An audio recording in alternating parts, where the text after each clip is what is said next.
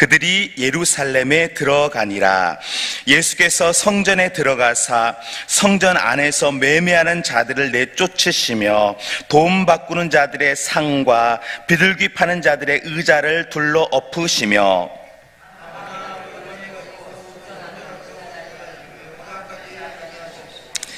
이에 가르쳐 이르시되 기록된 바 내 집은 만민이 기도하는 집이라 칭함을 받으리라고 하지 아니하였느냐. 너희는 강도의 소굴을 만들었도다 하시매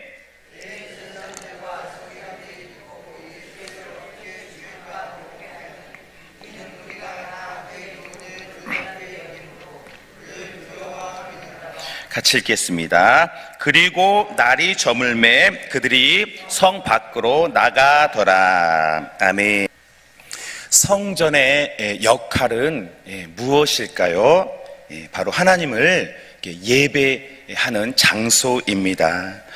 제사장들이 있는 이유도 또 레위인이 있는 이유도요, 모두가 하나님을 이제 예배하기 위함인 것이죠. 또한 구약의 여러 제사 형식들 또 제사법들 여러 가지 것들이 있지 않습니까?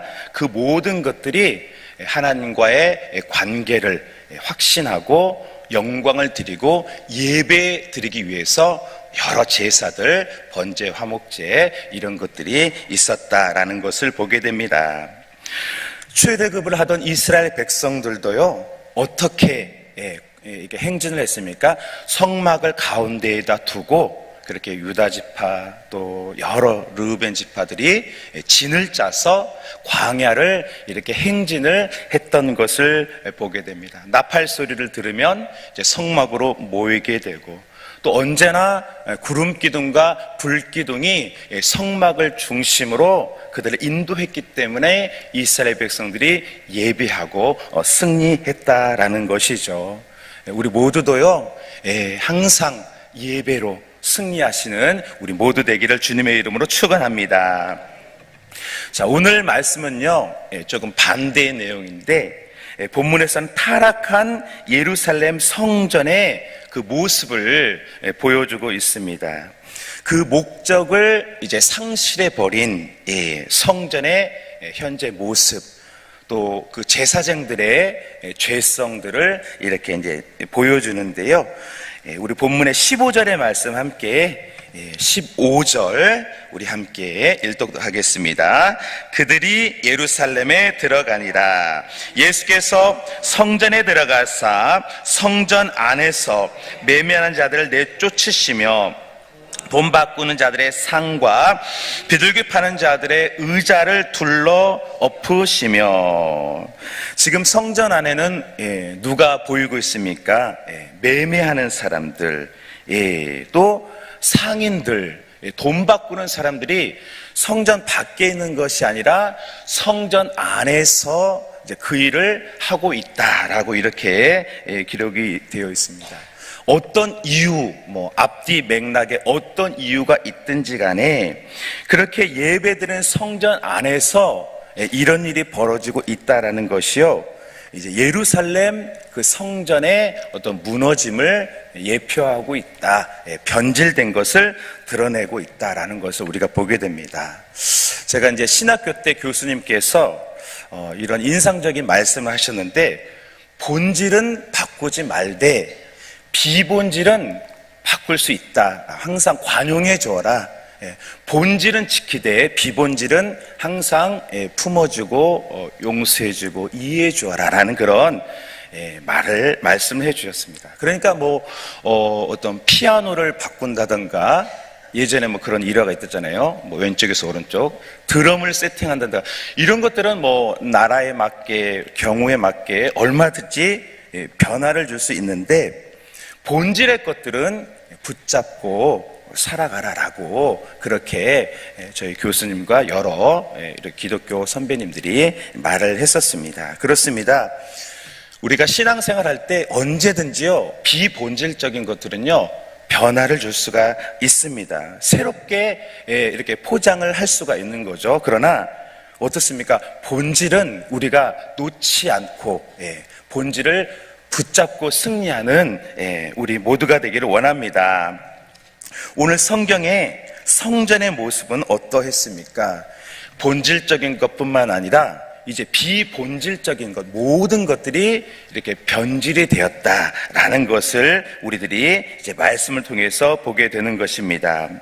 성전은 하나님을 예배하는 것입니다. 또한 한 걸음 더 나아가 인간의 부족함을 깨닫고 예수님을 이제 바라보고 기다리고 기도하는 그런 목적을 가지고 있습니다. 그런데 오늘 본문에서는 그들이 성전의 본래 참 의미를 잃어버리고 이제 여러 장사를 하고 이렇게 속임이 있는 예루살렘 성전의 그 모습을 우리가 이제 보게 되는 것이죠.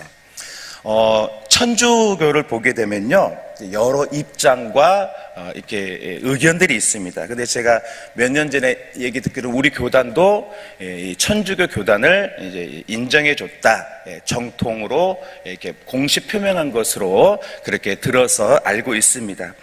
그런데 이제 안을 들여다보면요, 좀 조심해야 될 것들이 참 많이 있습니다. 마리아에 대한 어떤 교리, 여러 그런 교리들이 있고요.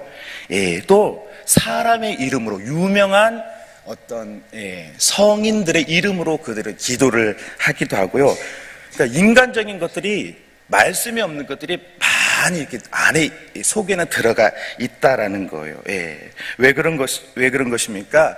본질적인 것을 지키지 못하기 때문에 자꾸 비본질적인 것 그리고 본질적인 것까지 다 이렇게 두리뭉실하게 타협했기 때문에 성경에 없는 여러 교리들, 또 인간적인 그런 것들이 계속 이렇게 들어가져 있었다라는 것을 이제 보게 되는 것입니다. 그래서 이 개혁교회의 본질에 우리 개혁교회가 생겨난 것이죠. 저 여러분들 항상요, 말씀을 통해서 중심을 잡고 그렇게 승리하시는 우리 모두 되기를 소망합니다. 우리나라에도 참 좋은 말들, 명언들 있지 않습니까? 저는 개인적으로 옹고이 지신이라는 말을 참 좋아합니다. 옛 것을 익혀서 거기서 멈추는 것이 아니라 새 것을 알아간다라는 그런 의미 아니겠습니까? 우리들이 세상이 아무리 바쁘고 또 변화무쌍해도요, 항상 본질의 것, 예수 그리스도의 말씀을 가지고 또 앞으로를 우리들이 열어가는, 또 승리해가는 저와 여러분 되었으면 좋겠습니다. 종교개혁자 루터는 자신의 신학을 5대 강령으로 발표했습니다. 오직 은혜, 오직 믿음, 오직 예수님, 또 오직 하나님께 영광이라는 5개의 슬로건을 발표했습니다. 그러니까 다른 것들은 이렇게 변화를 주고 또 의견을 나누고 새롭게 할 수 있지만 오직 예수, 오직 은혜, 오직 영광은 이거나 타협하지 말라고 그렇게 기독교 개혁교회의 문을 열어갔다라는 것입니다.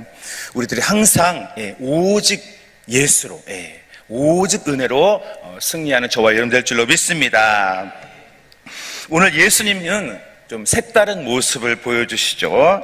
어떻게 하셨습니까? 의자를 둘러 엎으시고요, 또 상을 이렇게 엎으시고 장사꾼들을 내어 쫓았습니다. 그리고 내 집은 만민이 기도하는 집이다, 너희가 강도의 소굴을 만든다라고 하시면서 이렇게 이제 분을 내는 듯한 모습을 이렇게 보여주고 있습니다. 제가 이제 요한복음의 성경을 보니까 예수님께서 어떻게 하셨냐면 채찍을 만드셔서 노끈으로, 실제 막 그런 이렇게 뼈가 있는 채찍이 아니라 노끈으로 채찍을 친히 만드셔서 이렇게 휘둘렀다라고 이렇게 써 있어요.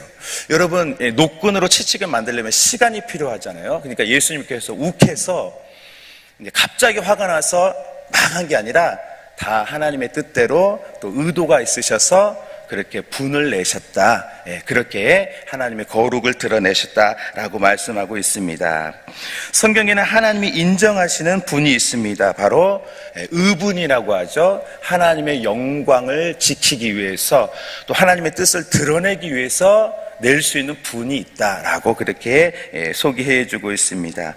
구약 성경의 레위인들이 황금 송아지를 만들었던 일부 추종자들을 이제 처단할 때 하나님은요, 공의를 드러내시려고 기뻐하시고 레위인들에게 영원한 축복을 약속해 주셨고요.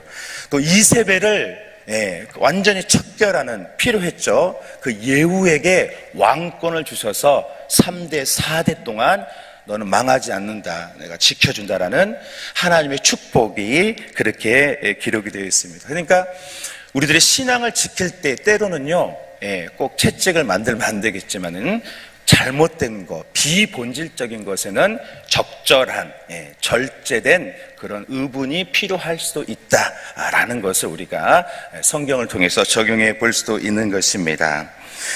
성도 여러분, 그러면 성전의 본래 기능은 무엇입니까? 우리 17절의 말씀, 우리 본문의 17절 함께 읽겠습니다.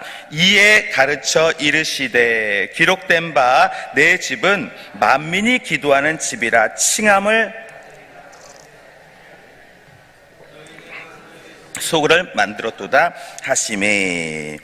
만민이 기도하는 집, 모두가 누구나 하나님을 예배하고 또 기도하고 주님을 만나는 장소이다라고 예수님께서 원래 다 알고 있죠. 누구나 다 알고 있는 건데 다시 한번 그런 제사장들 앞에서 또 평신도 앞에서 다시 한번 말씀하시는 예수님의 모습을 보게 되어집니다.